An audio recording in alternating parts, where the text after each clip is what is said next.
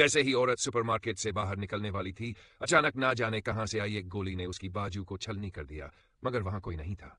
वह तुरंत एक रैक के नीचे छिप गई। तभी दूसरी गोली चली जो उसके सिर के पास से गुजर गई। पैनिक में उसने कांच पर गोली का छेद देखा, जिससे पता चला कि हमला बाहर से हो रहा था और वह अब भी निशाने पर थी। जल्दी से उसने दूसरी ओर शेल्फ के नीचे शरण ली, अपने कपड़े को फाड़कर जख्म पर बांधा, फिर जोर से अपने बॉयफ्रेंड को पुकारा, मगर वह बाहर गाड़ी में था और जोर से बजते म्यूजिक के कारण कुछ सुन ही नहीं पाया। तभी औरत की नजर जमीन पर पड़े अपने फोन पर पड़ी। अगर वह उसे उठा लेती तो पुलिस को कॉल कर सकती। उसने धीरे धीरे झुककर रेंगते हुए फोन तक पहुंचने की कोशिश की, मगर जैसे ही उसने हाथ बढ़ाया, फोन एक झटके में चकनाचूर हो गया। गनमैन उसकी हर हरकत भांप रहा था और पहले से तैयार था। घबरा कर दुबक गई। तभी अचानक एक पुरुष की आवाज आई। उसने चौंक कर इधर उधर देखा और पाया कि काउंटर पर रखे इंटरकॉम से आवाज आ रही। कोई सुपरमार्केट स्टाफ को बुला रहा था। अगर वह इंटरकॉम तक पहुंच जाए तो पुलिस को सूचना भेज सकती थी। फौरन उसने एक बड़ा चिप्स का पैकेट हवा में उछाल दिया ताकि गनमैन का ध्यान भटक सके। जैसे ही वह रिलोड कर रहा था, वह तेजी से काउंटर की ओर भागी और इंटरकॉम पर हाथ रख उसने दूसरी तरफ मौजूद शख्स को बताया कि स्टाफ को मार दिया गया है और वह मदद मांग ही रही थी कि तभी उसका बॉयफ्रेंड सुपरमार्केट में आ गया। अंदर के हालात से अनजान उसने कुछ कदम ही बढ़ाए थे कि गोली उसके गले में जा धंसी।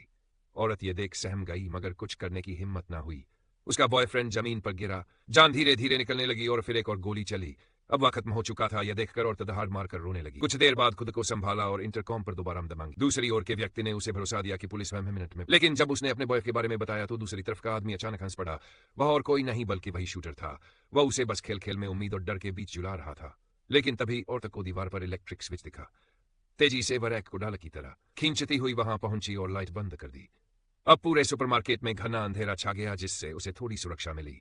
उसने एक गोद की बोतल उठाई, घाव पर डाली और हाथ से उसे दबाकर चिपका दिया। फिर लोहे की रोड से एक शीशा बांधकर किलर की लोकेशन देखने लगी, लेकिन वहां कोई हलचल नहीं। तभी एक कार आई और एक आदमी अंदर आया। वह स्टोर स्टाफ का कोई परिचित लग रहा था।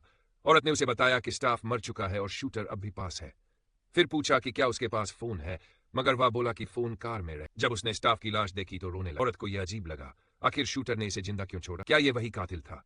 संदेह के साथ औरत ने हथौड़ा उठाया, मगर आदमी ने सफाई दी कि वह बस स्टाफ का रिश्तेदार है। अगर ऐसा है तो गाड़ी में जाकर फोन ले आओ और पुलिस को कॉल कर। आदमी झुका हुआ धीरे धीरे कार की ओर बढ़ा। सब कुछ सामान्य लग रहा। उसने फोन की ओर हाथ बढ़ा, लेकिन तभी